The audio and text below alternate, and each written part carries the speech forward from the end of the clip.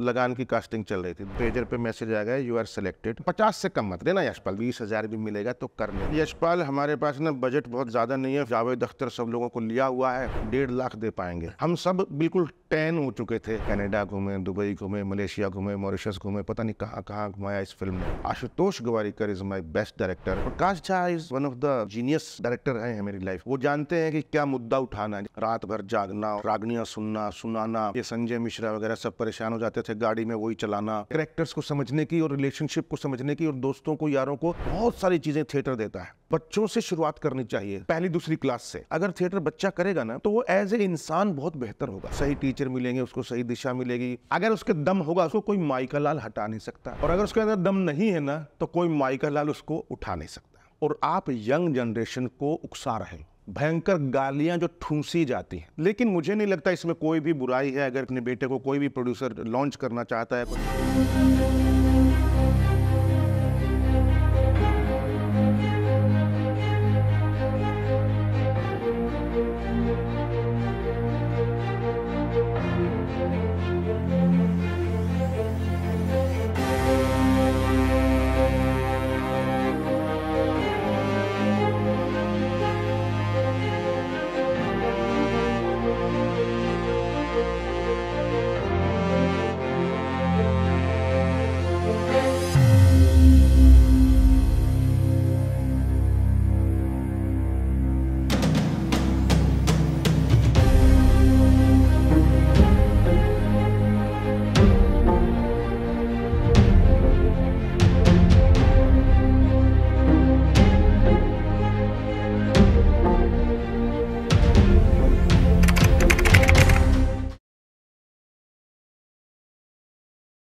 नमस्कार दोस्तों, सूत्रधार विद विनीत राय के एक नए एपिसोड में आप सभी का स्वागत है। आज हमारे साथ हैं बॉलीवुड के प्रतिभाशाली अभिनेता यशपाल शर्मा, जिन्होंने 1084 की मां, लगान, गंगा जल और अब तक 56 जैसी फिल्मों में अपने अदाकारी से सबको प्रभावित किया। थिएटर से फिल्मों तक उनका सफर काफी प्रेरणादायक रहा है। आइए तहे दिल से स्वागत करते हैं यशपाल शर्मा जी का। वेलकम टू सूत्रधार।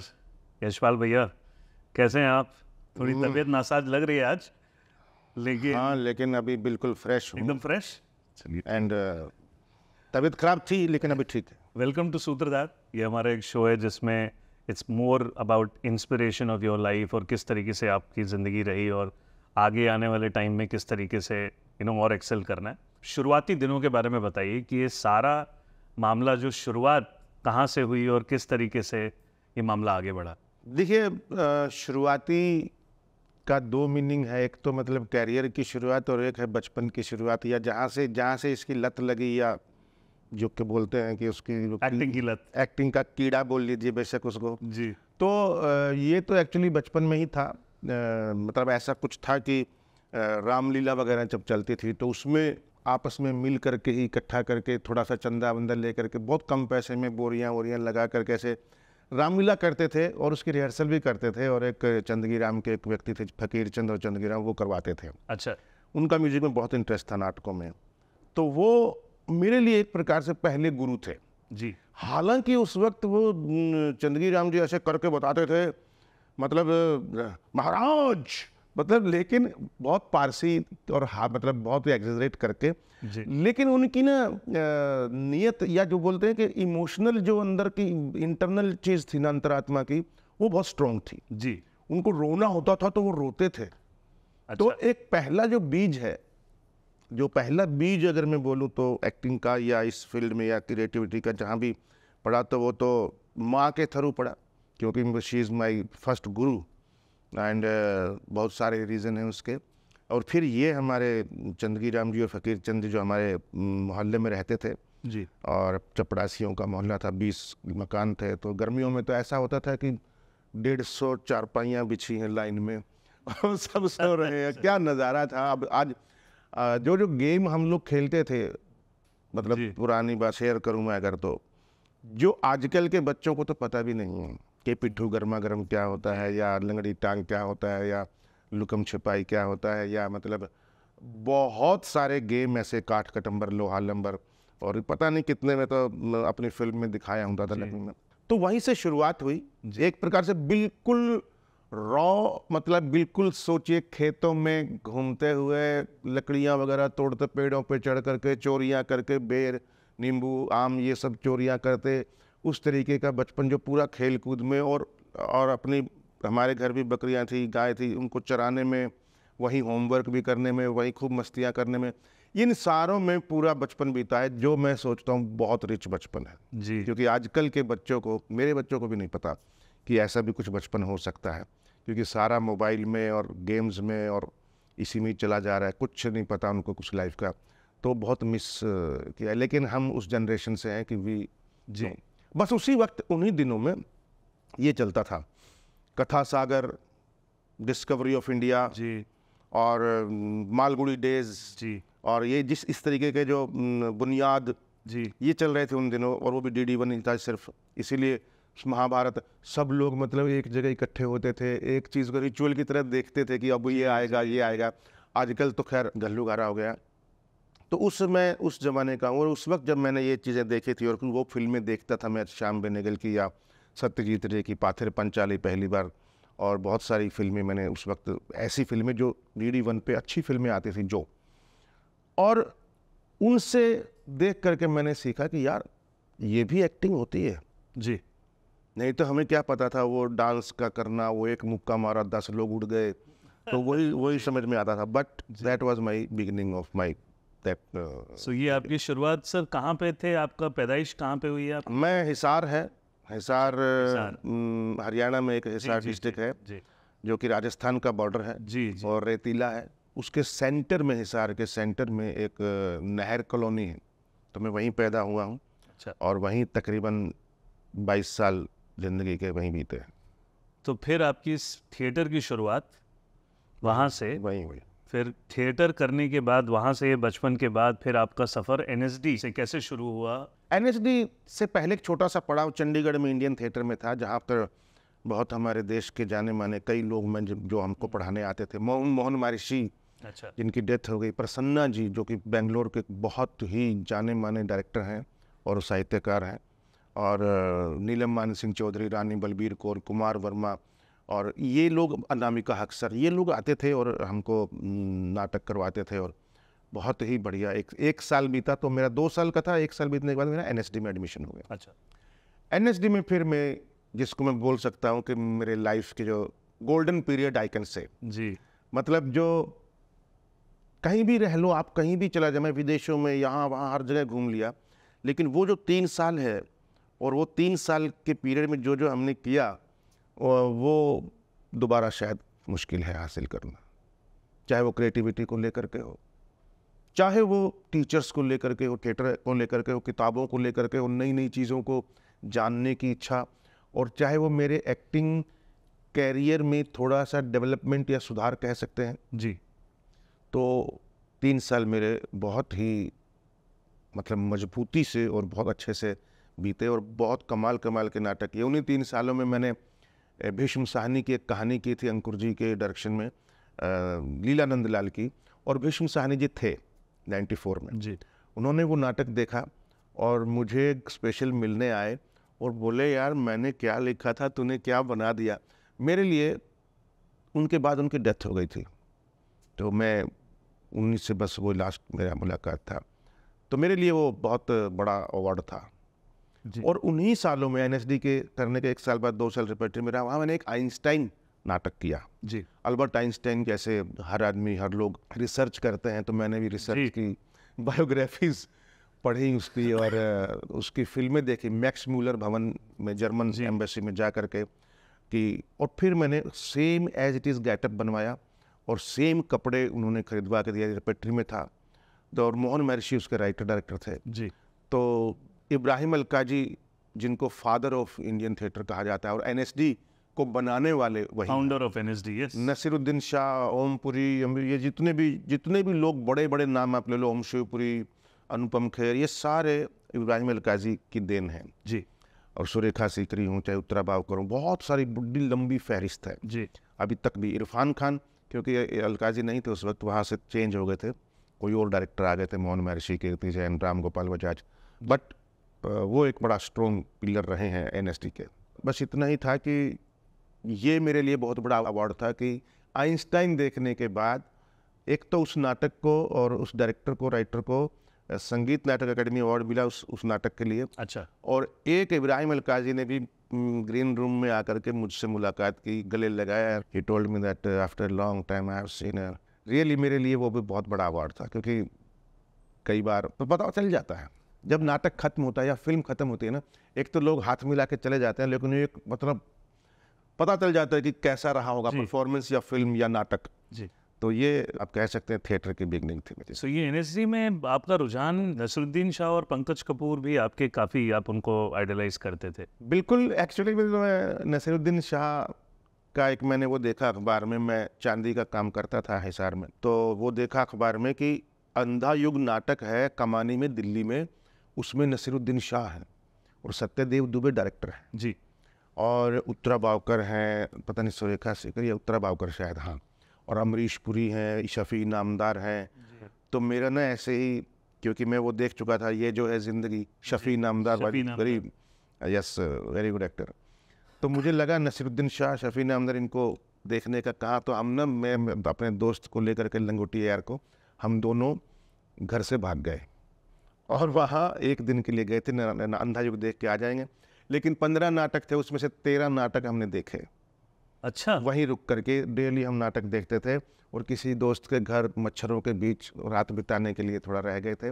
और फिर उसके बाद मेरा मन ही नहीं किया जाने का, फिर मैं 4 महीने दिल्ली में ही रहा और खिलौना थिएटर ज्वाइन कर लिया, जो बच्चों के लिए थिएटर करते हैं। ये मेरा एक नसीरुद्दीन शाह का इम्पैक्ट था मेरे ऊपर।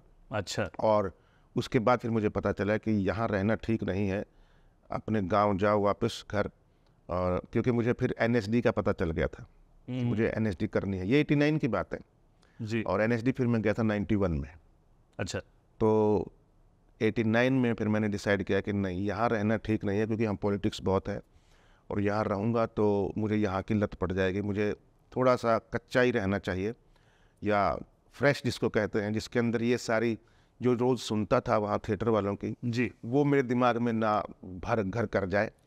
और इन 4 महीनों में विनीत जी मैं बताऊं, मैंने कोई भी दिन ऐसा नहीं छोड़ा जिस दिन मैंने कोई डांस या कोई फिल्म या कोई नाटक ना देखा। अच्छा।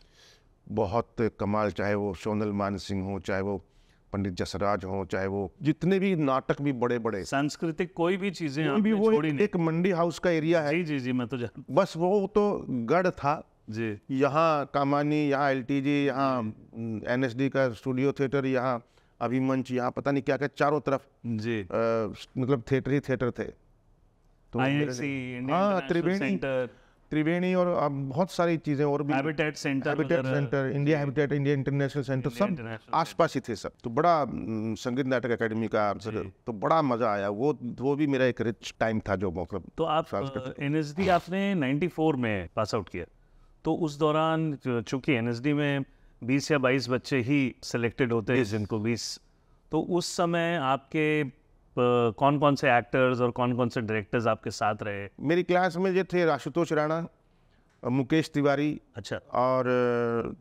कुमुद मिश्रा, और बहुत विजय कुमार, मेरी वाइफ हैं खुद प्रतिभा जो राइटर डायरेक्टर हैं। काफ़ी लोग थे, अभिलाष पिल्ले जो एनएसडी के भी डीन रहे हैं और बहुत अच्छे टीचर रहे हैं, अभी जी, अभी त्रिचूर में एक ड्रामा स्कूल संभाल रहे हैं जी, और सत्यजीत शर्मा, बहुत सारे ऐसे एक्टर जो बालिका वधू में थे उसके। जी जी जी। और मेरे से 1 साल सीनियर में Rajesh Telang, if you know, Mirzapur वगैरह बहुत, जी जी, और हरीश खन्ना और आदिल हुसैन, यस, वो मेरे कोलीग्स थे। और अतुल कुलकर्णी 1 साल जूनियर थे वो तो जी। तो ये हमारे बैच थे जी। और हाँ, फिर उसके बाद सोनंद किरकिरे और ये नवाजुद्दीन, ये इनका बैच था एक। तो ये 3 बैच हमारे उस वक्त जब मैं 94 का बैच जो था वो बड़ा फेमस बैच है, बहुत फेमस बैच है। काफ़ी बीच में एक पिक्चर भी वायरल हुई थी 95 बैच के, उसमें सारे लाइन से बैठे हुए थे। शायद कुमुद मिश्रा ने डाली थी या किसी ने तो डाली थी। सबने डाली, आशुतोष राणा ने भी, मैंने भी, सबने डाली थी जी जी मिली। जी। सो आपको पहली फिल्म मिली, फिर आपको एक 1084 की माँ। जी, हाउ डिड दैट हैपन? वो भी बड़ा कमाल का दौर था। मतलब मुझे 3.5 या 4 रुपए थे मेरी जेब में और बरसात भयंकर थी और मैं ट्रेन में बैठ करके लोअर परेल पहुंचा, राजकमल स्टूडियो जाना था। अच्छा। तो उसके बाद ऑटो का मुश्किल था तो मैं पैदल गया, तो वहाँ कपड़े भीग गए सारे। गोविंद निहलानी खुद ऑडिशन ले रहे थे। अच्छा। हाँ हाँ, बिल्कुल खुद लेते हैं वो। तो उनको बड़ा वो, क्योंकि उस फिल्म के अंदर सारे एनएसडी के और थिएटर के लोग हैं, इफ यू नोटिस जी तो ये कुमुद मिश्रा, राजेश तेलंग सब उसमें थे, हरीश खन्ना सब थे उसमें, जी। नंदिता दास और काफ़ी लोग थे उसमें। बाथरूम गया, अपने अंदर जाके कपड़े उतारे, अच्छे से निचोड़े, झाड़े फाड़े, फिर मैं पहन के ऑडिशन दे के आया। एंड स्पीचेस सुनाई नाटकों की मैंने, and he was very impressed with me. एक इम्पोर्टेंट बट छोटा रोल दिया उन्होंने, जो नेक्स्ट लाइट के ऊपर पूरी फिल्म थी। तो नेक्स्ट लाइट ग्रुप का लीडर लालटू, उसका मुझे दिया, क्योंकि महाश्वेता देवी का ये नॉवल है जी। और बड़ा फेमस नॉवल है जी। जॉय सेनगुप्ता ने वो रोल किया था। तो मैं एक्चुअली इससे पहले मेरे को पूछना चाहिए था, जो मैं भूल गया, कि बम्बई में आपका आगमन कौन से साल में हुआ और कैसे आपका आना हुआ यहाँ पे? बम्बई में हालांकि मैं बहुत अच्छा काम मेन रोल कर रहा था रेपेट्री में, एनएसडी रेपेट्री में। जी। थोड़ा सा वहाँ की पॉलिटिक्स कह लो, या मुझे अच्छा नहीं लगा। मुझे लगा यार मैं ये करने तो नहीं पैदा हुआ हूँ, या मुझे थोड़ा सा लगा कि पहले मुझे था कि मैं चिल्ड्रन थिएटर करूँगा हरियाणा जा करके स्कूलों में, क्योंकि मैं ये समझता हूँ, ये आज मैं तब से बोल रहा हूँ जब से मैं कॉलेज में था, कि थिएटर बच्चों से शुरुआत करनी चाहिए स्कूलों में, जी। पहली दूसरी क्लास से। थिएटर एक ऐसी विधा है, अगर थिएटर बच्चा करेगा ना तो वो एज ए इंसान बहुत बेहतर होगा। जी। उसको सही टीचर मिलेंगे, उसको सही दिशा मिलेगी, लीडरशिप क्वालिटी आएगी, टीम वर्क की भावना आएगी, इमेजिनेशन पावर बढ़ेगी, एक कैरेक्टर्स को समझने की और रिलेशनशिप को समझने की और दोस्तों को, यारों को समझने की, सिर्फ अपनी अपनी कहने की नहीं, उनको सुनने की, बहुत सारी चीज़ें थिएटर देता है। जी। तो मेरा ये मन था कि मैं थिएटर करूँगा, चिल्ड्रन थिएटर करूँगा। लेकिन रेपेट्री में रहते हुए जब ये नाटक चल रहे थे, आइंस्टाइन और बड़े न खेले छोटे खेल, रोबिन दास का जो one of my favourite play, फिर नामिका हक्सर का राज दर्पण, जब ये प्ले चल रहे थे तो अखबारों में और ऑडियंस के जो रिस्पॉन्स थे वो मुझे बहुत कमाल के मिले। तो मुझे लगा यार एक्टिंग का कीड़ा है तो पहले उसको सेटिस्फाइड कर लेते हैं। तो मुझे लगा ठीक ठाक एक्टर हूँ। तो फिर मुझे लगा कि अगर ठीक ठाक एक्टर हूँ तो फिर 200 लोगों के सामने क्यों, 400 लोगों के सामने क्यों, पूरी दुनिया के सामने चलते हैं। मैंने कहा नसीरुद्दीन शाह भी तो हैं, ओमपुरी भी तो हैं, सारे ही तो मतलब वो मुंबई में है। हाँ, सारे मतलब आपका मन है ना, वो तो क्या करोगे जी। वो तो आपके ऊपर है सेलेक्टिविटी। जी। आपको जरूरी है कि मतलब गड्ढे वाली फिल्में करनी है, आपको बढ़िया फिल्म भी कर सकते हैं। जी। तो उन्हीं लोगों के बीच में ये लोग भी तो निकले हैं। जी। नाना पाटेकर भी तो Nana Patekar was one of my, मतलब मैंने अंकुश देख चुका था उनके, ही वाज माई मतलब एक ड्रीम एक्टर। मुझे लगे कि ऐसा ही होना चाहिए एक्टर, सच में बताऊँ तो बहुत पसंद थे। और मैंने जब 2 फिल्में की उनके साथ, अब तक 56 और अपहरण, तो मैंने उनको बताया। अच्छा, बोले हाँ, मैं आपकी फ़ोटो लगाई हुई थी स्केच हॉस्टल में, एनएसडी में। तो चिल्ड्रन थिएटर का ये नुकसान था मेरे लिए कि या तो मैं टीचिंग करूँगा या मैं डायरेक्ट करूँगा। मैं एक्टिंग का जो है वो थोड़ा सेटिस्फाई नहीं कर पाऊँगा। जी। तो फिर मैं बॉम्बे गया। मतलब ये बात है 1996 3 सितंबर की, 96 की। बड़े भैया आए थे छोड़ने। ये कौन सी एक्सप्रेस थी, एक 12 साढ़े 12 बजे चलती थी। बस वो उठा के 2-4 ब्रश, एक ब्रश लिया और पेस्ट लिया, एक कपड़ा, चद्दर वद्दर, एक सिराना उसमें, और एक सीरियल किया था मैंने पहला, आदर्श करके, जिसमें लीड रोल था। तो 70,000 रुपये मिले थे और लेकर के निकल लिए। जी। और जा कर के एक जुहू 90 स्टूडियो है जी। हरे राम कृष्णा मंदिर के सामने, कॉर्नर पे है। वहाँ पे 5 फोटो खिंचवाए फिल्टर के साथ। जी। और उससे स्ट्रगल किया। धुंधली 50 रुपये का एक फोटो, 250 रुपये के फोटो खिंचाए, और 700-800 रुपये 2 जीन्स और 2 शर्ट खरीदे। बस स्ट्रगल शुरू हो गया। जी। लेकिन स्ट्रगल के बाद मुझे लगा कि यार ये जो कहानियाँ या रोल दे रहे हैं, मैं तो ये करने नहीं आया था, क्योंकि मैं मेन रोल थिएटर में कर चुका था। जी। तो मैं फ्रस्ट्रेशन में आ गया। मैं 1-2 साल में ही मैंने लगा यार मुझे तो ये नहीं करना है। हालांकि मैं आहट, CID वगैरह और सैटरडे कुछ ऐसा आते थे वो शॉर्ट स्टोरीज, जी टीवी लंबा वाली सीरियल आती थी, जी टीवी वाली, हाँ, वो जी लव एक-एक स्टोरी, घंटे की, जी। हाँ वो सब मैंने किया। मैंने कहा ये करूँगा, लेकिन मैंने बड़े बड़े सीरियल, शांति, इतिहास, बदलते रिश्ते, स्वाभिमान, मैंने कहा यार ये नहीं करना मुझे, क्योंकि उसमें हालांकि वो लोग स्टार थे उस वक्त, मनोज वाजपेयी, जी, आशुतोष राणा और कुमुद मिश्रा, ये सब बड़े बड़े अच्छे रोल कर रहे थे। जी, तो मुझे लगा यार मैं ये नहीं करना, डेली सोप नहीं करूँगा कभी भी। जब करूँगा जब मेरे मन का काम होगा, मेरे मन का पैसा, मेरे मन का रोल, मेरे मन का टाइम, तब करूँगा। मैंने किया बाद में 1-2, ज़्यादा नहीं। तो बस वही लगा कि जाओ तो क्या रोल है भाई, भाई आपका 2 दिन का काम है, जी, आपको 2000 रुपये पर डे मिलेगा। मैंने कहा रोल क्या है? रोल भाई पुजारी है, पुजारी का रोल है। मैंने कहा ये क्या मंदिर की फिल्म है कोई या सीरियल है? बोले नहीं नहीं, मंदिर का सीरियल नहीं, हमारे मंदिर में हमारे जो हीरो हीरोइन है वो मंदिर आते हैं आशीर्वाद लेने आपसे, अच्छा, तो वो मंदिर आएंगे। अच्छा, तो मतलब 2 दिन में हो जाएगा सब? बोले हाँ। फिर वो दोबारा मंदिर आएंगे कि नहीं आएंगे? मतलब मैं 2 दिन के बाद ख़त्म हो जाऊंगा क्या? मतलब बोले नहीं, वो दोबारा मंदिर आएंगे तो आपका रोल आएगा। मैं कहा नहीं आए तो? मतलब मैं मजाक कर रहा था हालांकि, लेकिन मेरे को ये लगा नहीं करना, मुझे ऐसे रोल नहीं करने। जी। मैं अपने ज़मीर को मार नहीं सकता, हालांकि कई बार मिसफायर होते हैं ऐसे, लेकिन उन चीज़ों ने सिखाया बहुत मुझे, क्योंकि मैंने फिर नसीरुद्दीन शाह और उनको भी देखा, इन्होंने भी कई मिसफायर किए हुए हैं लाइफ में, बहुत ऐसे ऐसे रोल किए हुए हैं जो नहीं करने नहीं चाहिए थे। करना चाहिए था, करेक्ट। एक तो मेरे ही साथ किया है नसीर जी ने, जो फिल्म मुझे लगता है उनको नहीं करनी चाहिए थी, असंभव करके, एक राजीव राय की फिल्म है, स्विट्जरलैंड में शूटिंग था, बट ठीक है। तो ऐसे ऐसे मिसफायर भी हुए, और मुझे लगा कि सेलेक्टिव होना ज़रूरी है। मैं एक बड़ा अच्छा एक किस्सा, शायद हमारे दर्शकों को या जो मेरे को सुन रहे हैं उनको बड़ा अच्छा लगे ये बात, क्योंकि सब लोग ना बड़ी जल्दी थक जाते हैं, हार मान लेते हैं।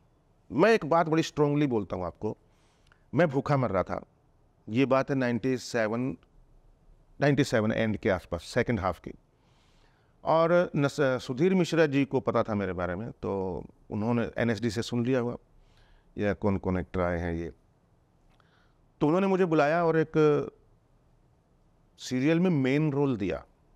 अच्छा, और वो रोल का मतलब ये था कि तकरीबन महीने में तकरीबन 1,20,000 या 40,000 के आसपास मेरे का महीने में बन जाता। मैंने लेकिन मना कर दिया। डेली सोप था, फर्ज DD1 के लिए।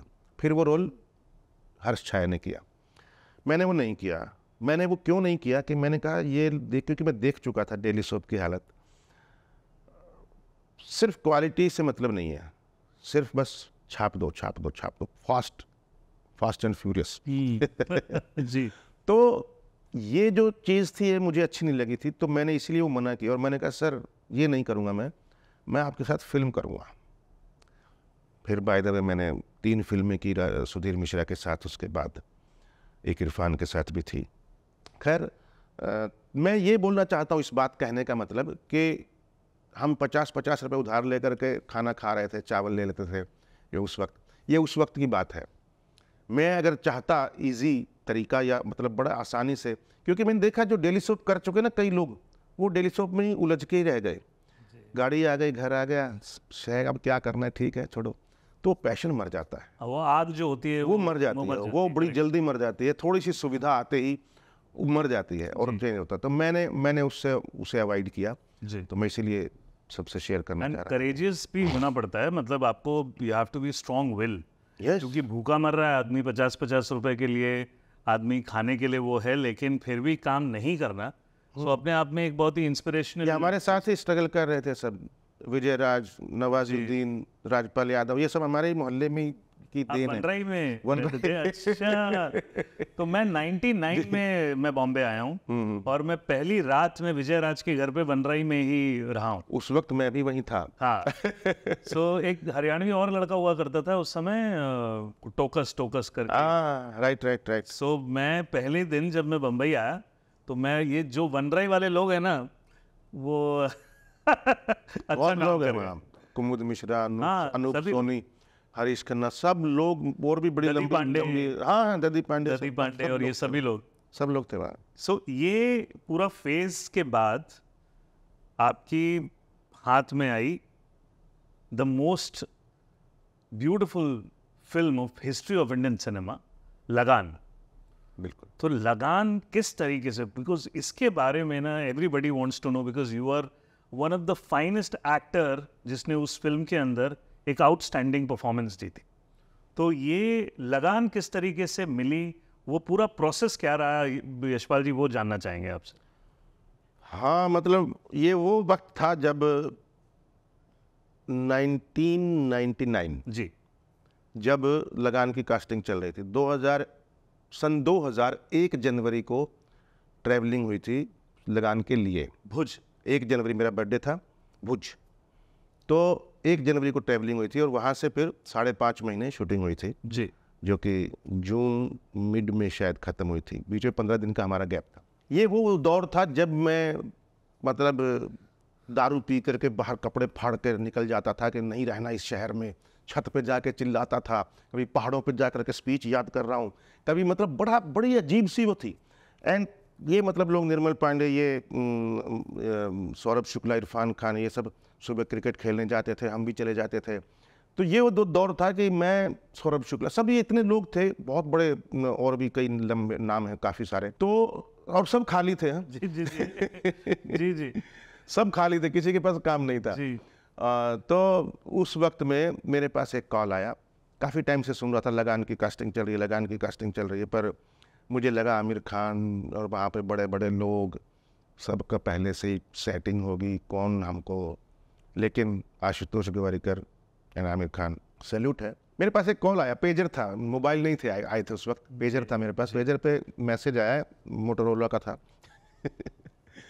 कि कॉल आमिर खान प्रोडक्शन, क्लेमेंटिना, और नंबर लिखा हुआ था 600 कुछ जी। क्लेमेंटिना। मैंने कहा एक तो ये नाम ही बड़ा अजीब है, ये नाम है कि क्या है क्लेमेंटिना? ये किसी ने प्रैंक मारा है और साला गरीब आदमी पे, मतलब जिसके पास काम नहीं है, गरीब इसलिए, ऐसे तो हम राजा थे।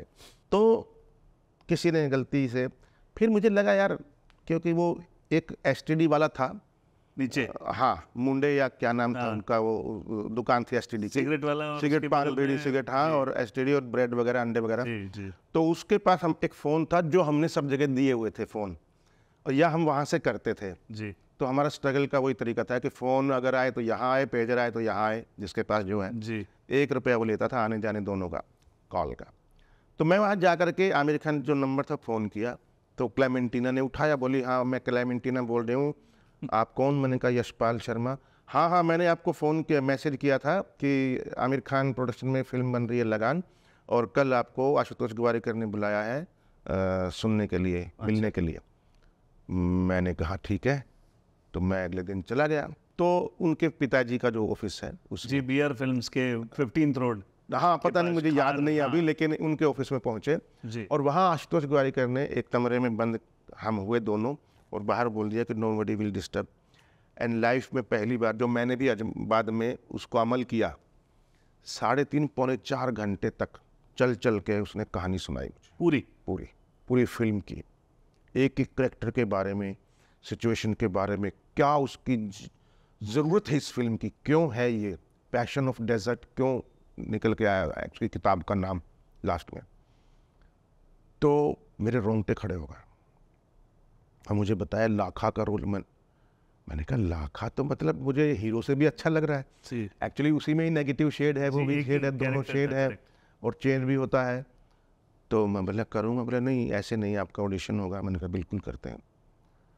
फिर हम अगले दिन ऑडिशन पे गए आमिर खान के घर। तो वहाँ ग्रेसी सिंह का भी ऑडिशन था, वो कचरा जो है उसका भी ऑडिशन था, दया शंकर पांडे जो गोली है उसका भी ऑडिशन था। उन्हीं दिनों मेरा भी ऑडिशन हुआ।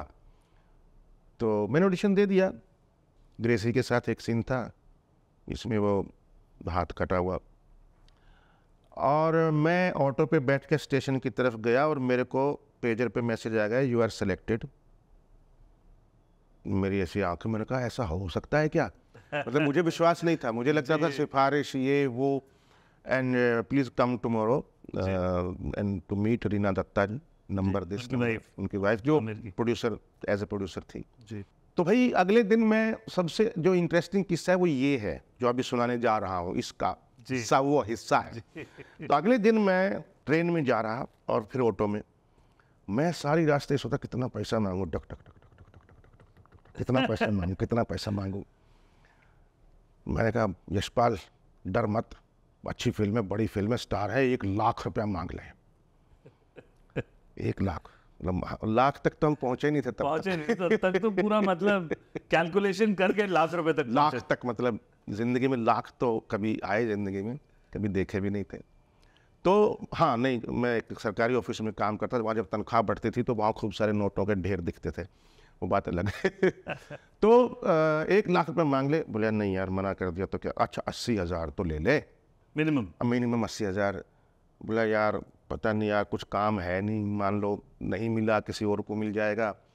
50,000 तक मैं मतलब सेटिस्फाइड हुआ। 50 से कम मत देना यशपाल, देखो फिर बेइज्जती की बात है। अच्छा, तो जी बस बड़ी कश्मकश चल रही थी, लेकिन कश्मकश के बाद एक डिसीजन पे पहुंचा कि साला यशपाल 20,000 भी मिलेगा तो कर लेना, क्योंकि कुछ है तो है नहीं तेरे पास, एक बड़ी फिल्म है, इतना अच्छा रोल है, खत्म बात, बस खत्म, जो मिलेगा ले लेना। ठीक है भाई।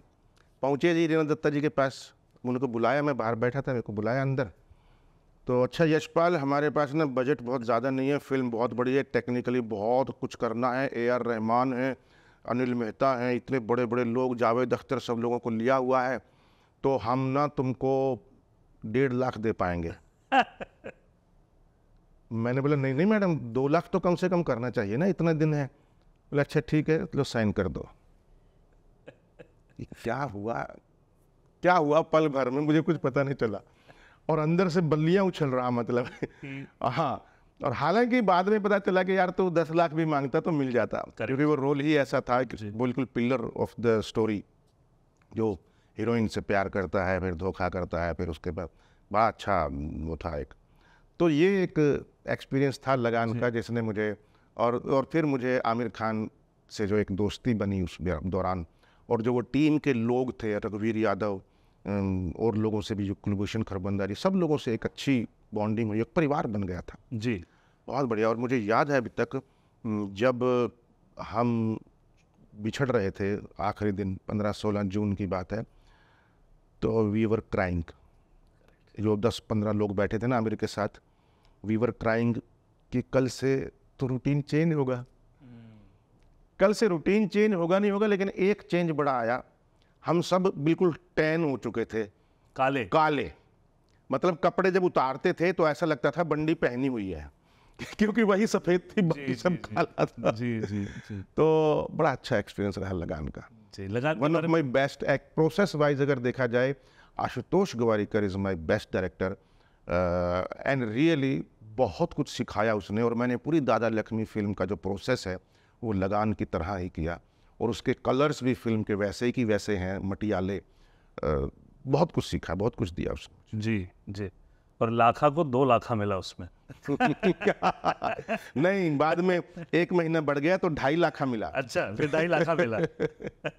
सो उस फिल्म के बारे में जितनी बात की जाए उतनी कम है विश्वाल भाई, पूरी दुनिया जानती है, डॉक्यूमेंट्रीज भी आई हैं, बहुत सारी चीज़ें हैं, बट एज अ पर्सनल, मतलब मेरी पर्सनल ये क्वेश्चन है, क्योंकि ये फिल्म की जो इंसेप्शन थी, ऑब्वियसली आशुतोष गोवारिकर तो थे ही, लेकिन आमिर खान के साथ आपका जो दोस्ती, चलो आप बड़े शॉर्ट वर्ड्स में बोल रहे हैं, बट आमिर खान जी के साथ आपका जो काम करने का एक्सपीरियंस था एज एन एक्टर, वो कैसा रहा उनके साथ? इंडिविजुअल अगर मैं बात करूं सिर्फ आमिर खान की। आमिर खान, मैं सच बताऊं, मेरे लिए एक ऐसे स्टार थे जिनको मैं बचपन से देखा हूं, चाहे वो कयामत से कयामत हो, या राख फिल्म थी उनकी पहली जी, तो केतन मेहता की थी शायद, हाँ जी, नहीं होली थी वो, होली एंड राख, ये दो फिल्में मैंने उनकी देखी थी, जो मेरे ख्याल बिगिनिंग के टाइम की थी, जब वो स्टार नहीं थे। तो I was a big fan of him, मुझे अच्छे लगते थे वो।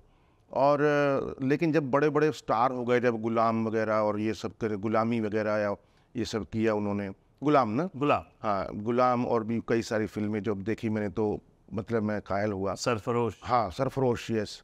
मुझे लगा कि बहुत आकड़ होगी, ये होगा, क्योंकि मैंने बहुत कोई अच्छा एक्सपीरियंस रहा नहीं था मेरा उससे पहले स्टारों के साथ। मुझे इतने, इवन अपने NSD के लोग भी स्टार जैसे बिहेव कर रहे थे, तो मैंने कहा फिर आमिर खान तो आमिर खान है। लेकिन मैं वहाँ गया, वहाँ काम किया, रियली बता रहा हूँ, मिट्टी में बैठ करके कागज़ के गिलास में चाय पीना, ये ऐसी ऐसी बातें करना, हंसना, ताश खेलना, एक LPCC बन गया था। LPCC मतलब लगान प्लेइंग कार्ड्स क्लब। अच्छा। मैंने ताश वहीं सीखा, मुझे नहीं आता था। तो वहीं हम रोज़, देखो आमिर खान की एक स्ट्रेटजी कह लो कि सब लोग एक साथ रहें, कोई लड़कियों के लफड़े में ना पड़े, कोई झगड़ा वगड़ा ना करे, सही बात है। कोई फालतू नहीं दारू पीनी या करना, ताश खेलना, जो भी करना है साथ में करो, यहीं बैठो, पता चले कौन। बिल्कुल उसने पूरा 5.5 महीने इस चीज़ को हमने निभाया। और वो रातों को लेट तक जागना, और वो पैशन, और वो बातचीत, और वो लगान की ही बातचीत, और खेल, ताश, मज़ा, इंजॉय, इस चीज़ ने हमारी आंखों में और हमारे चेहरे पे ना वो एक तेज जो बोलते हैं ना, क्योंकि फिल्म के अंदर वो लोग रात रात भर जाग कर प्रैक्टिस करते हैं, ऐसा बताया गया जी। तो उसको इस तरीके से उन्होंने जारी रखा। जब हम गए थे तो 2 डिग्री टेम्परेचर था, -2, मतलब सर्दी ऐसी थी कि शॉट के बाद हम आग तापते थे, और ऊपर से पूरा एयर कंडीशन थी, धोती बंदी। और जब गए थे तो 48 डिग्री टेम्परेचर था। 49, 48, इतनी गर्मी थी। जून 5.5 महीने, मतलब जनवरी से लेकर जून। बिल्कुल। तो आमिर खान, इन दिनों आमिर खान के साथ जितना भी वास्ता पड़ा, I found him a very good human being first. इतना अच्छा ह्यूमन बीइंग जो क्रिएटिविटी को और सही व्यक्ति को जानता है कि उसके क्या टैलेंट है, किसके अंदर। जी जी। और ऐसे नहीं चलो ये तो गोलगप्पे खा लिए हमने, साथ में गोलगप्पे वाला दिया जा रहा है और सामने मेला का पोस्टर देख रहा है और ये खिलाया जा रहा है और मतलब हैरान हुए जा रहा है, ये ऐसे हुआ। और भी बहुत सारे किस्से हुए। क्रिकेट खेलते थे हम, ये गेम खेलते थे, फिल्म देखने गए थे, साथ में मेला भी गए थे। और लेकिन वो तो बात अलग है, घुलना मिलना, रोज ताश खेलना, बैठना, बातें करना, इसके बारे में रिहर्सल करना सीन की, ये सब तो अलग है। लेकिन उसकी ह्यूमैनिटी देखिए, आज तक भी हर दिवाली को सबको बुलाता है, घर बुलाते हैं आमिर भाई, और ताश खेलते हैं या बैठते हैं और बातचीत करते रिलीव करते हैं वो मोमेंट हर साल। हैं हर साल। ये अभी बीच में 1-2 साल कोरोना में थोड़ा सा मुश्किल था, मिस आउट हुआ, लेकिन अदरवाइज हर साल ये हमारा तय होता है कि दिवाली के दिन हम मिलेंगे, ताश खेलेंगे जी। तो उस बंदे ने मतलब लगान एक उनके लाइफ का एक बहुत बड़ा फैक्टर है जी। और बहुत बड़ा हिस्सा है एक कम अप के लिए, क्योंकि उनकी जो मन, मेला सब फ्लॉप फिल्में थी उससे पहले जी। और ये, और फिर उसके बाद दिल चाहता है ये आई, और फिर तो उन्होंने झड़ी लगा दी। जी करेक्ट। मतलब 3 इडियट्स, आहा, one of my favourite film 3 idiots. बहुत सहज है, मतलब आमिर खान जितने बड़े एक्टर हैं उतने ही सहज, बिल्कुल सहज हैं, बिल्कुल सहज हैं। और देखो कुछ जो बड़े लोग जो इतने पहुंच जाते हैं, जिनकी फैन फॉलोइंग इतनी होती है, तो उनको जब वो भीड़ में निकलते हैं तो वो ऐसे सबको अगर भाव देंगे या सबको ही करेंगे तो उनका जीना आराम हो जाएगा जी। वो काम नहीं कर पाएंगे। इसलिए वो उनको मालूम है कि कब कहाँ कितना टाइम देना है, प्रायोरिटी क्या है। तो इसलिए मुझे लगता है कि कल को फिर अगर अच्छा काम नहीं किया तो बोलेंगे यार ये तो इतना बड़ा स्टार हो गया, काम अच्छा नहीं कर रहा। लेकिन इसलिए उनको ये सी चीज़ें अवॉइड करनी पड़ती हैं, काफ़ी चीज़ें, और थोड़ा सा नज़रअंदाज करना पड़ता है कुछ लोगों को या कुछ चीज़ों को या कुछ बातों को। हर समय हर जगह नहीं पहुंच सकते जी। तो मुझे इन चीज़ों से कोई शिकायत नहीं, अच्छा है। बेशक हमारे जैसे लोगों को लोग बोलते रहें कि बड़ा हो गया, बड़ा स्टार बन गया, ना मिले तो हमको ये शिकायत है फ़ोन, लेकिन मुझे लगता है कि इसमें कोई बुराई नहीं है। वी हैव टू मतलब concentrate on our goal, and चिड़िया की आंख पे नज़र होना बहुत ज़रूरी है जी। चाहे इधर घूमो उधर घूमो, लेकिन जाना उसी तरफ है, ऐसा ज़रूर होना चाहिए, चाहे कोई रोल हो चाहे ज़िंदगी हो। जी। सीधी सी बात।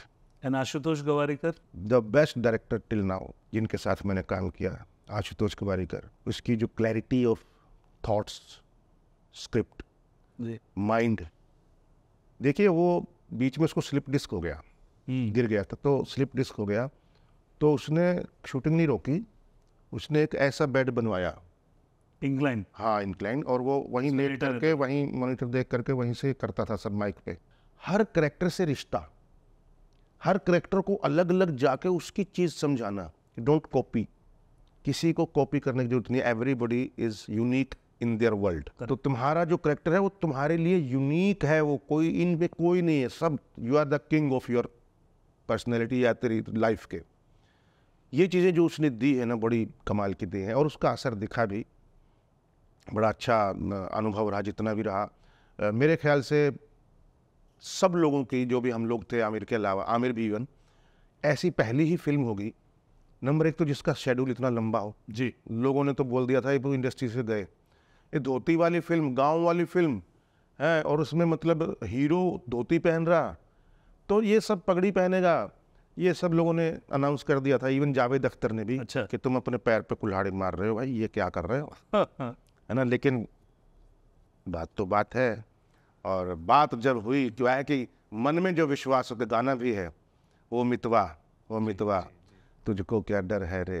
बहुत ही कमाल कमाल की राइटिंग, और कमाल चले चलो, कमाल का म्यूजिक। कमाल का म्यूजिक, कमाल का विजुअलाइजेशन। मतलब अनिल मेहता जी, जी, सल्यूट है, संत है वो बिल्कुल इन रियल लाइफ।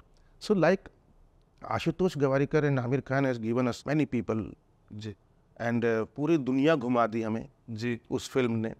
ऑस्कर में नॉमिनेटेड हो गई और सिर्फ कुछ पॉइंट से रह गई, तो हमको इतना उससे एक्सपोजर मिला, इतने देशों में घूमे हम। अमेरिका 1 महीना रह के आए, तभी वही ट्विन टावर वाला कांड भी वहीं हुआ था जब हम वहीं थे अमेरिका में। कनाडा घूमे, दुबई घूमे, मलेशिया घूमे, मॉरिशस घूमे, पता नहीं कहाँ कहाँ घुमाया इस फिल्म ने। बहुत कुछ दिया पैसों के 2.5 लाख के अलावा। And obviously credit goes to first Ashutosh Gowariker ji. क्योंकि मैंने सुना आशुतोष गवारीकर के पास ये स्क्रिप्ट कई सालों से थी, और वो शाहरुख खान के पीछे घूम रहे थे इसको लेकर के। जी। And he was not convinced with this project. Setup. और बाद में ऋतिक रोशन के पीछे घूमे, मैंने सुना, उन्होंने बताया आशुतोष नहीं, लेकिन वो नहीं हो पाया। जहाँ जब जब जो जो होना है तब तो सो होता है। जी। किसी इंटरव्यू में आमिर सर ने भी ये बोला था कि एक बार उनके पास भी आए थे और उन्होंने भी रिजेक्ट कर दी थी ये फिल्म। और बिल्कुल। उसके बाद उन्होंने आमिर खान को बोला कि एक बार सुन लो, मैंने कुछ चेंजेस किए हैं इसमें। तो वो पूरे परिवार को बिठाया आमिर खान ने, और फिर उन्होंने पूरे परिवार के सामने वो स्क्रिप्ट नरेट की, एंड फिर उन्होंने हाँ की, और वहाँ से प्रोसेस से एग्जैक्टली। सो ये पूरी उनकी किसी बहुत ही। एंड फर्स्ट टाइम प्रोड्यूसर भी बने आमिर। जी, आमिर पहली बार प्रोड्यूसर बने। फिर खैर लगान के बारे में तो अब पूरी रात बात कर सकते हैं। बिल्कुल। वहाँ से सिलसिला आपका शुरू हुआ, मेन स्ट्रीम सिनेमा, एंड बहुत ही कल्ट फिल्म। फिर उसके बाद आपने गंगा जल, अपहरण, आरक्षण जैसी फिल्म आपने की प्रकाश झा के साथ। तो वो किस तरीके से वो ट्रांजिशन हुआ आपकी ज़िंदगी में वो सारी फिल्मों का? वो मतलब सही से देखा जाए तो सही जो रोल मिलना, कई बार ऐसा होता है ना, तो अपहरण, गंगा जल वैसे रोल थे, पता नहीं क्यों क्लिक भी हुए, अच्छे बने। गंगा जल, अपहरण, आरक्षण, ये तीनों प्रकाश झा के साथ में हुए। और Prakash Jha is one of the, मतलब मैं कहता हूँ कि जीनियस डायरेक्टर हैं मेरी लाइफ में। जो जीनियस मतलब जिनको नब्ज पकड़ में है, जिनकी वो जानते हैं कि क्या मुद्दा उठाना है। जैसे गंगा जल क्या मुद्दा था, भागलपुर कांड, जी, आँख में जो तेजाब फेंका, वो उसके ऊपर था। अपहरण क्या था, जो बिहार में जो जेलों के अंदर से जो किडनैपिंग का जो धंधा चल रहा था, और जो किसी खास एक व्यक्ति के ऊपर आधारित भी था। फिर आरक्षण क्या था, आरक्षण तो सबसे बड़ा ज्वलनशील मुद्दा है इस वक्त भी, हर जगह, इवन बांग्लादेश कहीं भी चले जाओ, सब कुछ। तो ये तीनों चीज़ें, वो चीज़ ही ऐसी उठाते हैं जो थोड़ी कंट्रोवर्शियल हो सकती हैं, जी, या लोगों का इंटरेस्ट हो सकता है। जी। लेकिन मैं ये मानता हूं कि गंगा जल जैसी फिल्म उन्होंने आज तक नहीं बनाई। पहले दामुल भी मैंने देखी, बट कमर्शियली थोड़ी सी वो नहीं हुई है इतना, क्योंकि कमर्शियल और आर्टिस्टिक का जब ब्लेंडिंग हो जाए ना, दैट इज़ द बेस्ट। जी, तो गंगा जल में वो था, जी, कमर्शियली भी और आर्टिस्टिकली भी बहुत स्ट्रॉन्ग थी, एस्थेटिकली। मतलब मुझे लगता है कि उसका स्क्रीन प्ले, उसके डायलॉग, उसकी जो टीम, सारे मतलब थिएटर के लोग भरे हुए थे, हम थिएटर के ही सारे आसपास दोस्त थे, सब ने अपना अपना बेस्ट दिया, और वो कमाल निकल के आया। जी, जी, होता है कई बार आप 500 करोड़ लगा दो, 10 मिनट नहीं देख सकते हम फिल्म। जी। और कई बार ऐसी स्क्रीन प्ले या ऐसा होता है कि आपकी नज़र नहीं हटती इधर से उधर, अरे बाप रे, सरप्राइजेज और हंसी, ह्यूमर, सब कुछ साथ साथ चले, that is the perfect. Prakash Jha ji के अंदर ये सारी चीज़ें हैं, वो इन चीज़ों को बरकरार रखते हैं। सो गंगा जल जिस इंसिडेंट पे बनी, उसका वो आइकॉनिक सीन जिस इंसिडेंट पे बनी, वो सीन आपके और मुकेश तिवारी जी के बीच में था, and it was one of the finest scenes. मैं तो बहुत बड़ा प्रशंसक हूँ। तो वो जो सीन था, कुछ उसके बारे में बताइए कि आप दोनों की प्रिपरेशन किस तरीके से थी उस सीन को लेकर। पता नहीं, पर मुझे इतना पता है कि मैंने उसमें वो किया और भी कई बार फिल्मों में जो मैं कभी करना नहीं चाहता था। मतलब एक माँ बेटे को बंद करके खिड़की में देख रहे हैं और एक उसको 10 लोग मिल करके एक आदमी को मतलब घेराबंदी करके मार रहे हैं, पीट रहे हैं या उसको वो कर रहे हैं। अजीब सा एक वो सिनेरियो था, लेकिन उसका जो इम्पैक्ट निकल के आया है ना, वो कमाल है। वो कमाल है जिस तरीके से मैंने बाद में जब इस फिल्म का खासकर वही सीन जिसकी आप जिक्र कर रहे हैं, या फिर एक और सीन जो शादी में मैं पहुंचता हूं, जब अपनी लड़की उसके जिसकी शादी हो रही होती है, जिसको मैं चाहता हूं, जब वो अपने आप को मार लेती है उसके बाद, ये 2 सीन मेरे फेवरेट हैं। अब मैं सच बता रहा हूं, पहला शो था गंगा जल, अभी तक कहीं नहीं वो हुई थी, फिल्म सिटी में जहाँ एडिटिंग होती है, मनमोहन शेट्टी जी का वो स्टूडियो, उसमें उसका शो हुआ। तो इंटरवल में कुछ लेडीज़ के साथ खड़े थे प्रकाश जी, तो मैं वहाँ पहुँचा तो वो लेडीज सारी भाग गई, और वो आज तक भी बरकरार है ये वाला केस।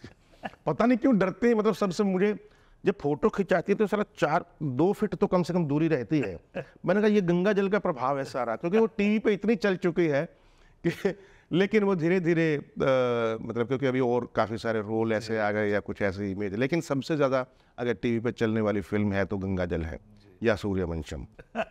तो इसीलिए लोगों को सबसे ज़्यादा वही पता है, तो इसलिए वो सीन बहुत टेरर क्रिएट करता है जी। और मुझे करते हुए बड़ा पूरा था, लेकिन वहाँ रोल है बेटा, जम के कर जी। और जम के किया। वो भावनाएं आपने जगा दी कॉमन जनता में कि ये नफरत, इतनी नफरत करने वाला कैरेक्टर है। बिल्कुल। तो वो सोचिए कि एक अभिनेता के रूप में कितनी आपने उसके ऊपर अगेंस्ट द ऑड जाके उसमें काम किया होगा। इन फिल्मों की बात हो और अजय देवगन की बात ना हो, बिकॉज आपका अजय देवगन के साथ गंगा जल और अपहरण में काम करने का अनुभव कैसा रहा, और as an actor how did you cope up, किस तरीके से आप? देखिए, अजय देवगन बहुत इंटेंस एक्टर हैं जी। और बीच में उन्होंने काफ़ी रोमांटिक फिल्में भी की, लव स्टोरीज भी की, वो भी किया, हम दिल दे चुके सनम वगैरह वगैरह, और भी काफ़ी सारी फिल्में हैं। लेकिन अल्टीमेटली उनको पहचाना जो जाता है वो इंटेंस रोल की वजह से पहचाना जाता है। जैसे अमिताभ बच्चन को एंग्री यंग मैन की तरह देखा जाता है जी। ज़्यादातर जी। उनकी यंग एज में। तो इनका जो, जैसे मैंने पहली फिल्म की थी गंगा जल, तो ये बड़े ही मजाकिया थे, बहुत ही खूब प्रैंक करते थे, खूब हंसी मजाक, मतलब मस्ती, और अभी थोड़े सीरियस हो गए। उसके बाद मैंने अपहरण की, फिर अपहरण के बाद मैंने अभी ये की, एक फिल्म की थी जो अभी तक रिलीज़ नहीं हुई है, दिनेश गांधी जी की मेरे ख्याल डेथ हो गई है उनकी, तो इसलिए शायद रुक गई है, प्रोड्यूसर की, जिन्होंने अजय देवगन जी को पहला ब्रेक दिया था, शायद फूल और कांटे जी, उनका अभी रेड 2 करी है मैंने लखनऊ में। तो अब मैंने नोट किया है कि वो बहुत सीरियस हो गए हैं। एक्चुअली दृश्यम वगैरह कुछ फिल्में ऐसी आई हैं, और उनके मैदान कुछ फिल्में ऐसी आई हैं कि बहुत सीरियस स्टोरीज़ हैं। तो रेड 2 में भी ऐसा ही है, सीरियस है बहुत। पर्सनली तो ठीक है, थोड़ा बहुत वो कर लेते हैं, लेकिन जो पब्लिकली या पूरी टीम के साथ जो करते थे ना, वो अभी मिसिंग है थोड़ा सा। And I can understand, as a producer भी, एज ए मेन रोल भी, as a leader of the story भी, बहुत सारी चीज़ें हो सकती हैं शायद, but very jolly person and very genuine person. और उन्होंने मतलब मुझे बताया कि तुम्हारी तमिल फिल्म देखी मैंने भाई, बहुत कमाल की फिल्म है यार। तो मैंने बोला कौन सी? बोली तो अयोधी। मैंने कहा अच्छा, उसमें मेन रोल है मेरा जी। तमिल फिल्म में, और वो जी पे है। तो कुमार मंगत हैं उनके प्रोड्यूसर जो रेड 2 के, तो कुमार मंगत ने वो तमिल फिल्म खरीद ली है हिंदी में बनाने के लिए जी। तो इसलिए उन्होंने देखी थी वो दोनों ने, इसलिए उन्होंने बताया कि वो बहुत ही कमाल की फिल्म, अच्छा रोल किया ये वो। तो अजय देवगन जी अच्छे हैं, सीरियस हैं और बढ़िया है, और मेरे तो बहुत उम्मीद है उनसे कि अब कमाल का रोल, उनका असली जो रूप है ना, मैच्योरिटी वाला, वो अब शुरू हुआ है। सर बताओ तो अदृश्यम से, खासकर दृश्यम 2, दृश्यम, मच गए। गंगा जल में बिगिनिंग मान सकता हूँ इसकी, क्योंकि कोई रोमांटिक सॉन्ग नहीं था। And I am the luckiest person, only song was film में हम पे फिल्माइज हुआ था, आइटम सॉन्ग। अब आइटम सॉन्ग के लायक थे हम। जी करेक्ट। आपने श्याम बेनेगल जी के साथ भी, because he was also, I mean he is also an iconic director, आठ आठ 9 नेशनल अवार्ड जिनको मिले हैं, उनके साथ भी आपका काम करने का अनुभव कौन कौन सी फिल्मों में और कैसा रहा? श्याम बेनेगल जी के साथ मैंने 3 फिल्में की हैं। एक समर, उसको भी अवार्ड मिला था नेशनल, और फिर वेलकम टू सज्जनपुर, फिर वेल्डन अब्बा, वेल्डन। बोमन ईरानी के साथ, फिर ये श्रेयस तलपड़े के साथ थी।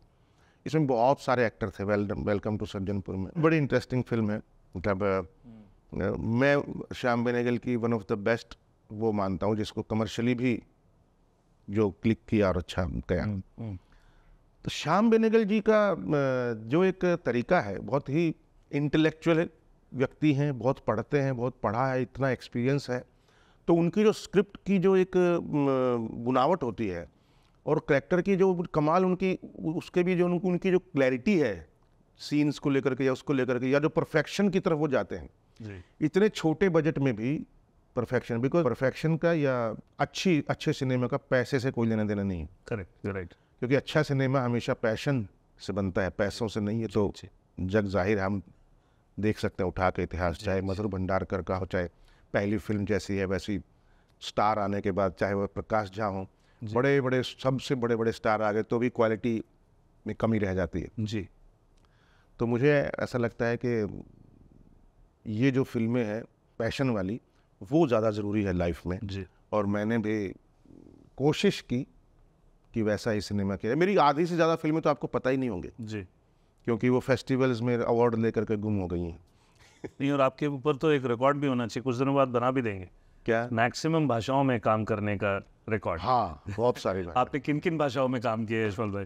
नहीं, मैंने तमिल तो बताया, तेलुगु की तमिल, 4-5, हाँ, तेलुगु 2 आसामी की हैं, असमी, एक उड़िया की है, और बंगाली की है एक, और राजस्थानी की है 2, और हरियाणवी 4-5 की हैं, और पंजाबी भी 4-5 की अभी 5वीं करी है, और डोगरी है, और गुजराती है 2, और भोजपुरी है, और अभी कौन कौन से राज्य हैं मुझे वो याद नहीं आ रहे लेकिन मैक्सिमम जगह पे। आप मेनली आप एक अकेले, मुझे मतलब जितने मैं सर्कल में जितने भी मेरे रहे हैं लोग, आप अकेले भारतीय एक्टर मुझे दिखाई देते हैं। जो एक होता है ना कि हिंदी सिनेमा का एक्टर होता है, एक तेलुगु का एक्टर होता है, मतलब आपने करीबन 15-16 लैंग्वेजेस में आपने काम हाँ, किया है। मुझे भी ऐसा ध्यान आ रहा है, जब मैं याद करूं तो कोई भी एक्टर ऐसा नहीं है जिन्होंने इतनी सारी रीजनल फिल्में की हैं। रीजनल फिल्म, इतनी सारे राज्यों की, इतनी सारी भाषाओं में, क्योंकि लोग नहीं करते हैं, उनको लगता है हिंदी में बढ़िया है। लेकिन पता नहीं क्यों मुझे ना रीजनल सिनेमा जो है ना, उसके अंदर बड़ी ताकत नज़र आती है। जी। बहुत ताकत नज़र आती है, और जो सही सब्जेक्ट होते हैं। जी। क्योंकि यहाँ पर क्या है, साउथ इंडियन के रीमेक कर लो, इंग्लिश का कॉपी कर लो, उस फिल्म का कॉपी कर लो, ये बहुत ज़्यादा है हिंदी बॉलीवुड में। कंटेंट नया बनाने में बहुत आलस करते हैं लोग। जी। बहुत कम लोग हैं जो सही अपना ओरिजिनल कंटेंट निकालते हैं, अदरवाइज किसी ना किसी से प्रभावित होता है। जी। तो फिर वो लिख देते हैं बेस्ड ऑन, जी, तो या इंस्पायर्ड बाय जी, ट्रू स्टोरी, या कुछ ऐसा कर देते हैं। बट मुझे लगता है कि कंटेंट बहुत स्ट्रॉन्ग होना बहुत ज़रूरी है। जी। और ओरिजिनल सिनेमा के अंदर कंटेंट बहुत स्ट्रॉन्ग होता है। और मुझे तो ऐसा लगता है, आपने चूंकि बताया कि इतनी सारी लैंग्वेज, शायद आपके अलावा लता जी अकेली हैं जिन्होंने 16-17 भाषाओं में गाने गाए। गाने ओ गाए। My God, yes yes. नहीं, हम तो कहीं दूर दूर तक उनको टच, किसी को भी टच नहीं कर पाएंगे। तो बहुत बड़े बड़े लीजेंड रहे हैं। जी। बहुत बड़े बड़े लीजेंड। आपने रामू के साथ भी काम किया है? हाँ, रामू के साथ किया। रामू मतलब के साथ रामू एज ए डायरेक्टर नहीं, उसने डायरेक्ट भी किया कुछ, तो शूल, और अब तक 56, जी, और एक और भी थी शायद। सरकार? नहीं, सरकार में मैं नहीं था। सरकार में मुझे मिला था मेन विलन, पर मैं कर नहीं पाया था। अच्छा। जी, फिर जाकिर ने किया था। हाँ, करेक्ट। जी, मेरा डेट जानू बरुआ के साथ वहाँ सिक्किम में फंसा हुआ था। अच्छा। लेकिन मैं चाहता तो उनको मना करके, छोटी सी फिल्म थी, लेकिन मैंने कहा नहीं, जो लिख दिया, साइन कर दिया, जो जुबान दे दी, दे दी, फिर चाहे कोई भी हो। रीजनल सिनेमा से बात कर रहे हैं, और आपकी इतनी बड़ी फिल्म आपने जो डायरेक्ट की, दादा लक्ष्मी। अब दादा लक्ष्मी के बारे में किस तरीके से, because it is a very passionate film, और मैं आप ही के मुंह से सुनना चाहूँगा बिकॉज मुझे तो सारी जानकारी है, बट किस तरीके से वो फिल्म की शुरुआत हुई? पंडित लक्ष्मीचंद की लाइफ के ऊपर है। एक फोक आर्टिस्ट थे और हरियाणा गए, और वो ऐसे थे माइलस्टोन व्यक्ति कि उनसे पहले का युग और उनके बाद का युग ऐसा बोला जाता है। उनको शेक्सपियर की उपाधि, कबीरदास की उपाधि, उनको सूर्य कवि की उपाधि, बहुत सारी, उन जैसा कोई पैदा नहीं हुआ आर्टिस्ट हरियाणा में आज तक, ऐसा माना जाता है। 42 साल की उम्र में उनकी डेथ हो गई। 1903 में पैदा हुए, 1945 में मर गए, और लास्ट के 3 साल 2.5 साल शराब इतनी ज़्यादा हो गई थी कि वो काम करना बंद कर दिया था। उन्होंने जो लिख दिया या जो गा दिया या जो कर दिया, क्योंकि वो फोक आर्टिस्ट ऐसे ही हैं, राइटर, डायरेक्टर, प्रोड्यूसर, सब कुछ जी, उनकी लाइफ के ऊपर है ये, जो कि मैं चाहता हूँ कि अगर आप डिटेल में जाना चाहते हैं तो यू कैन गूगल या यूट्यूब, कहीं भी दुनिया भर के चीज़ें हैं। Even you can type Dada Lakshmi and you can see my tailor and everything. तो वो ऐसा व्यक्ति है जिसके ऊपर फिल्म थी, जिनके बारे में मैं ज़ीरो जानता था।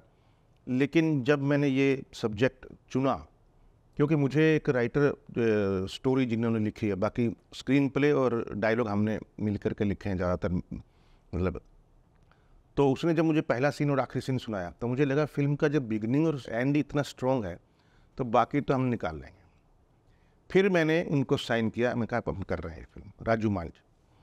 और उसके बाद रिसर्च शुरू हुई और मैंने बॉम्बे में सारा काम छोड़ता गया। एक काम करता था, कुछ पैसे हो जाते थे अगले 6 महीने के, तो मैं बाकी फिर हरियाणा भाग जाता था। और फिर मैंने रिसर्च शुरू की, लोगों से मिलना शुरू किया, कौन कौन ने काम किया, सब कुछ जाना।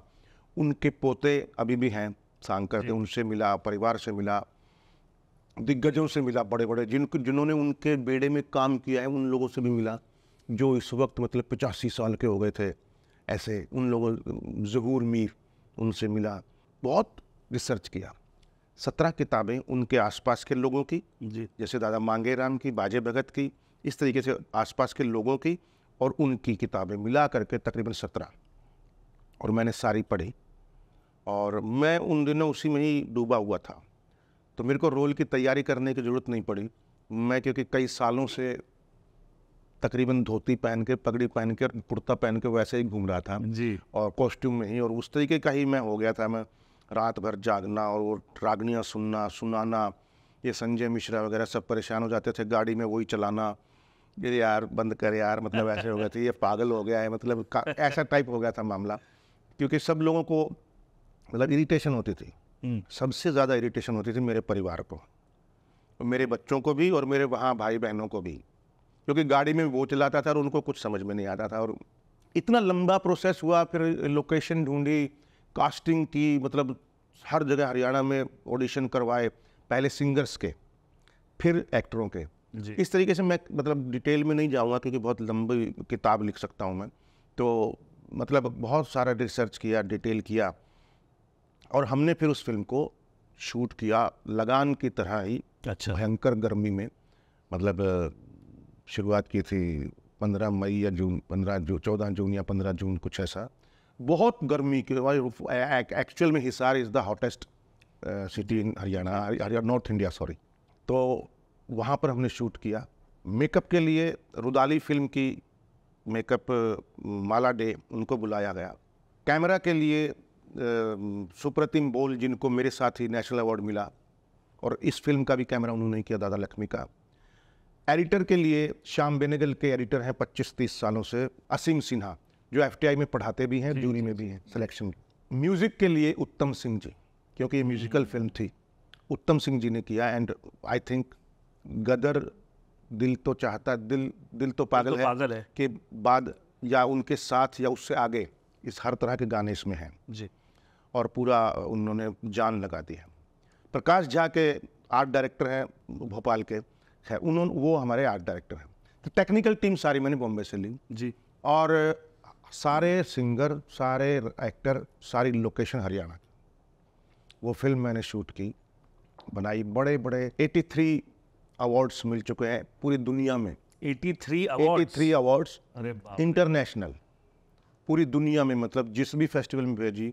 और उनमें से तकरीबन 37 फेस्टिवल ऐसे हैं जो अच्छे खासे प्रेस्टिजियस फेस्टिवल है। कांस में भी दिखाई गई ऑनलाइन, क्योंकि कोरोना की दूसरी लहर थी उस वक्त, तो ऑनलाइन ही दिखाया 9 जुलाई 2021 को। नेशनल अवार्ड मिला जी, भगवान की दया से, क्योंकि मैं को प्रोड्यूसर भी हूँ, आधा पैसा मैंने लगाया था और डायरेक्ट भी मैंने की थी, राइटिंग में मेरा हिस्सा था। बाकी बीज से लेकर के वृक्ष तक, वट वृक्ष बनने तक की कहानी के हर प्रोसेस में मैं साथ में रहा।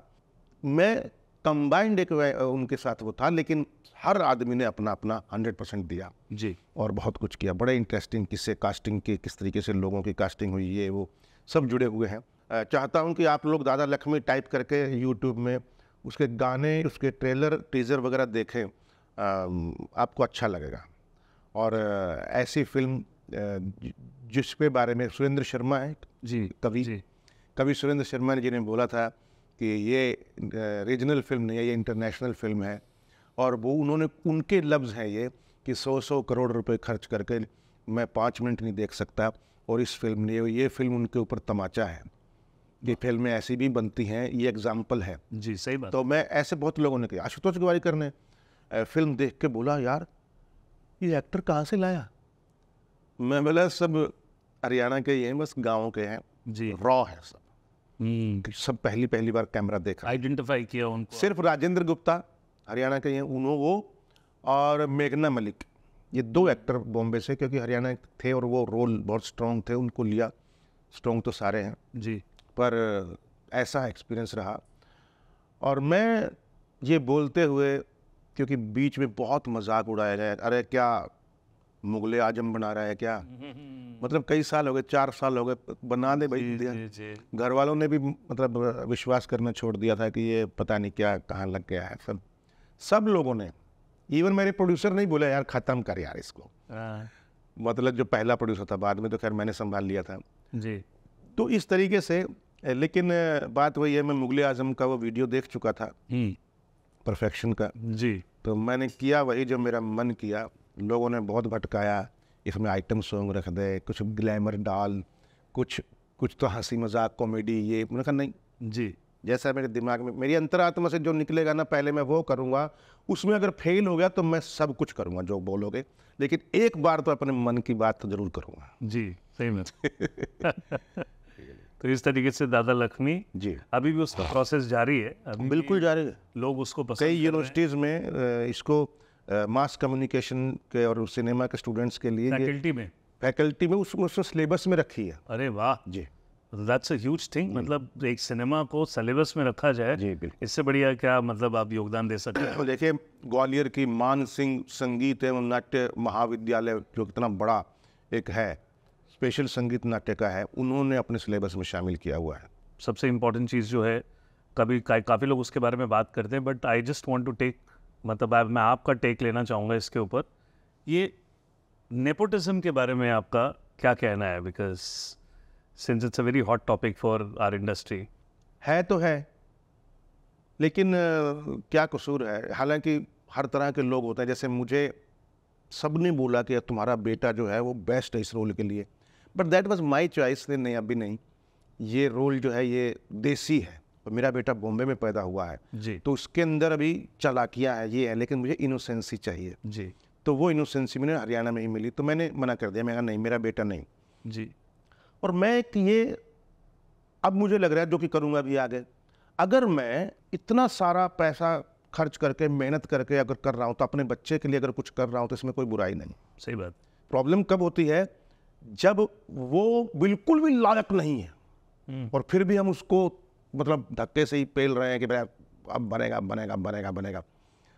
17 फिल्में फ्लॉप देने के बाद तब आगे एक फिल्म अच्छी बन गई मान लो, जी, तो थोड़ा सा लगता है कि यार हंटर मार मार के क्यों बनाया किसी को एक्टर। जी, लेकिन मुझे नहीं लगता इसमें कोई भी बुराई है। अगर किसी का भी अपने बेटे को कोई भी प्रोड्यूसर लॉन्च करना चाहता है, कोई भी स्टार अपने बच्चों को, अगर राज कपूर जी ऋषि कपूर को लॉन्च नहीं करते बॉबी में, तो ऋषि कपूर ने जो कल्ट फिल्में दी हैं, जी, कैसे होता? सही बात। इवन रणवीर कपूर उदाहरण है, कितना हाँ बहुत अच्छा कमाल एग्जाम्पल है। ऋतिक रोशन, बिल्कुल यार बिग एग्जाम्पल फॉर, आप कह दो क्या कुछ भी कह लो उसको, परिवारवाद, लेकिन मुझे इसमें कोई बुराई नज़र नहीं आती। हाँ, अगर उसके दम होगा उसके अंदर तो उसको कोई माइका लाल हटा नहीं सकता, और अगर उसके अंदर दम नहीं है ना तो कोई माइका लाल उसको उठा नहीं सकता। जी, सही बात है। तो बड़ी सीधी सी बात है, बड़े कम शब्दों में गागर में सागर टाइप ये सही बात है, मतलब एंड आप टैलेंट किसी के अंदर कूट नहीं भर सकते ना, नहीं मतलब भर वो सकते। By the end of it आप कितना भी कर लें, ऑडियंस एक्सेप्ट भी तो करनी चाहिए। बिल्कुल। तो अगर ऑडियंस एक्सेप्ट कर रही है, मतलब उस बच्चे में भले ही वो किसी भी बाप का बेटा हो, कितना भी प्रेस साथ दे दे, कितने भी स्टार लोग साथ दे दें, कितने भी पेज 3 पे आ जाओ, जी। कितने भी लोग पार्टियां कर लें, सक्सेस पार्टी, जब तक आम ऑडियंस अपना टिकट खरीद के नहीं देखती और हाउसफुल नहीं होता, तब तक फिल्म को हिट मानने चाहिए। बिल्कुल बिल्कुल कंप्लीटली, मतलब इसमें तो मैं आपसे 100% अग्री करता हूँ। इसी के लिए मेरे को लगा कि आपका टेक लेना चाहिए। OTT जो ओवर द टॉप जो आजकल प्लेटफॉर्म चल रहे हैं, देखिए जैसे एवोल्यूशन आया टीवी का 99 में, फिर वैसे ही करीबन 5-6 साल पहले एवोल्यूशन आया OTT का, और अभी भी चल ही रहा है। सो आपका क्या टेक है OTT के बारे में, उसके कंटेंट के बारे में, किस तरीके से आप देखते हैं इसको?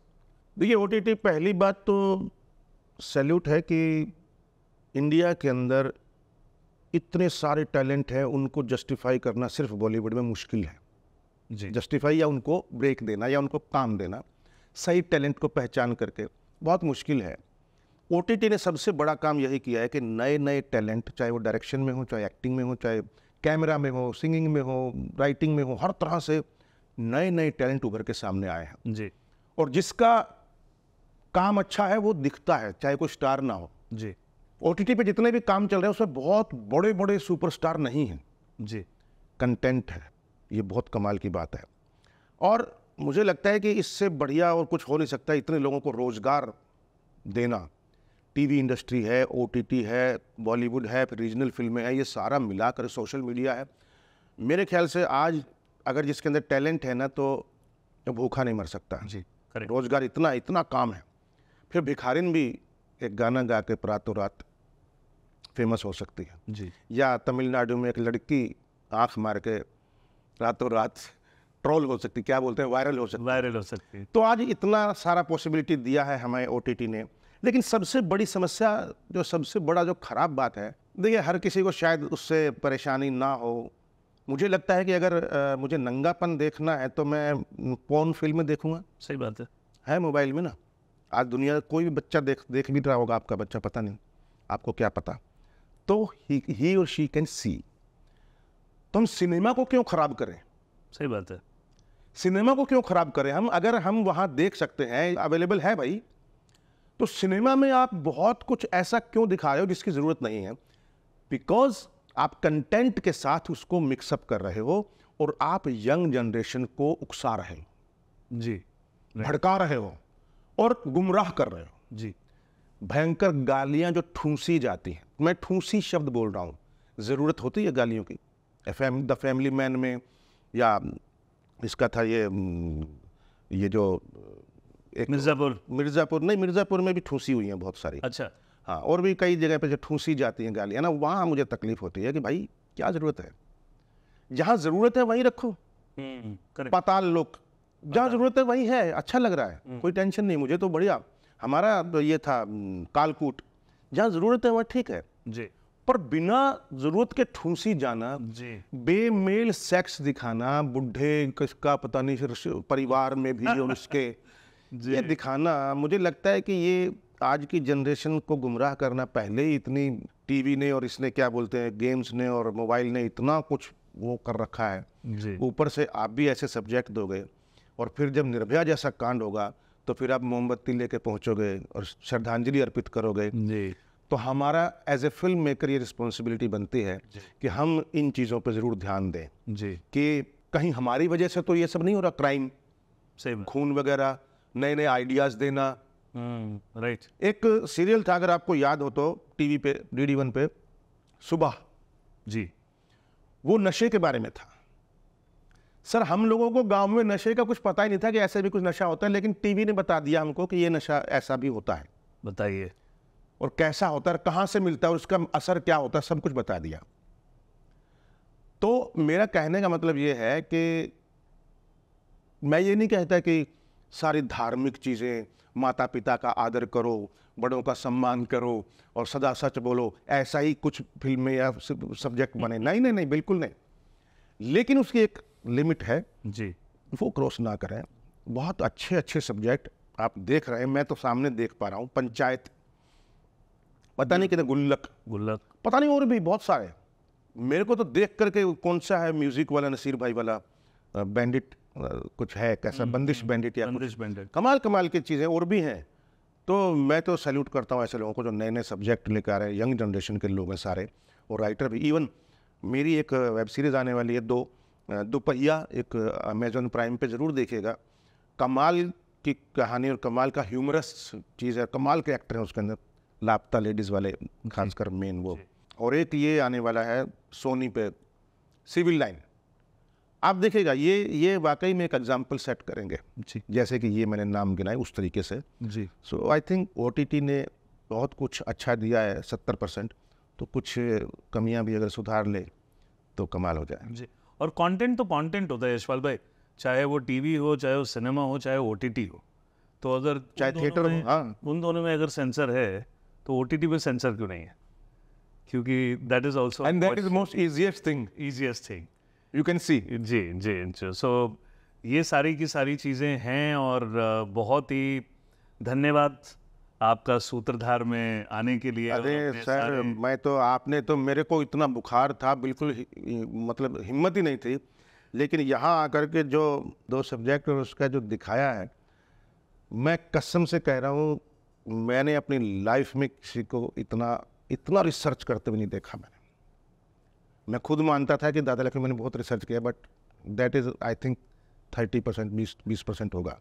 नहीं सर, रियली, मतलब दैट इज समथिंग। और उसने मेरे अंदर इतनी एनर्जी भर दी ना, पैशन। हाँ, अब तो मेरे ख्याल 1.5 घंटा, सवा घंटा हो गया होगा। सो ये मेरी स्ट्रैटेजी थी आपके अंदर एनर्जी डालने की, बिकॉज आपकी तबीयत। ये तो अच्छी थैंक यू वेरी मच। मैं अपने श्रोताओं को बता दूं कि आज यशपाल भाई कल ही एक बहुत ही मेजर शूट में, आज उनकी तबीयत बहुत ख़राब थी, और आज मैंने उनसे रिक्वेस्ट की कि अगर आपको लगेगा तो आप मुझे बताइएगा, और उन्होंने एग्जैक्टली जो टाइम बोला था उस टाइम पे वो आए, और आपने एक बार और बता दिया जो स्टोरी बताई कमिटमेंट वाली, कि भाई मैं सिक्किम में वो फिल्म कर रहा था। सो आज आपने वापस से वो कमिटमेंट रिलीव किया और हमको सिखाया। मैं जब शूटिंग कर रहा होता हूँ, कोई स्टार लेट हो और मैं इंतजार कर रहा हूँ ना, तो मैं गालियाँ देता हूँ। जी, तो मैं गालियाँ नहीं खाना चाहता था। नहीं सर, मैं जाता भी नहीं कभी लेट। जी मैं जाता नहीं। अपनी शूटिंग में भी ये हमारा उसूल है, थिएटर के मैक्सिमम लोग ऐसे ही होते हैं कि शूटिंग पे टाइम, हमारी वजह से 20 लोग, 50 लोग, 200 लोग वेट ना करें और हम अपने टाइम पे रहें। तो मैं आपसे ये सच्चाई में और ये बात अमिताभ बच्चन से सीखी, आरक्षण फिल्म में मैंने काम किया उनके साथ। एंड कुदरती बाई चांस मेरी बॉम्बे में पहली फिल्म थी 1084 में, उसमें जया बच्चन का कमबैक था और अमिताभ बच्चन ने मुहूर्त शॉट दिया था, और पहली बार मैंने उनको वहीं देखा था। वाह तो सब लोग कैमरामैन को बोल रहे थे एक फ़ोटो, मैंने कहा नहीं यार, इनके साथ काम करना है। जी, तो आरक्षण के वक्त मैंने उनको बताया ये बात। जी। और बहुत ही मतलब इसी तरीके से हम लोग सब सीखते हैं। आज थोड़ा मुझे आपसे, हम सभी को आपसे सीखने को मिला कि कैसे कमिटमेंट, किस तरीके से लाइफ को हमको कंडक्ट करना चाहिए एज एन आर्टिस्ट और as a human being. So at least we should try. Yes, we should try. And on this note, thank you very much, Yashpal bhai, for coming here in Sutradhar, and we wish you all the best for your future endeavors. And उसके अलावा हम लोग तो मुलाकात करते ही रहेंगे और मिलते हैं। Thank you विनीत भाई, thank you Friday Talkies, Craft School, thank you. साधारण परिवार से आकर उन्होंने कैसे फिल्म इंडस्ट्री में नाम कमाया, ये बहुत कुछ सिखाता है। उन्होंने कमर्शियल और पैरेलल सिनेमा दोनों में शानदार काम किया, जो दिखाता है कि मेहनत और लगन से कुछ भी पाया जा सकता है। अभिनय के प्रति उनका डेडिकेशन, इतने सक्सेसफुल होने के बावजूद उनकी सरलता हमें यह सिखाती है कि अगर आप अपने काम से प्यार करें और मेहनत करें तो कोई भी मुश्किल आपको सफल होने से नहीं रोक सकती। ऐसे ही इंस्पिरेशनल, इंफॉर्मेशनल और जिंदगी से जुड़ी बातों को जानने के लिए देखते रहिए Sutradhar with Vineet Rai, only on Friday talkies.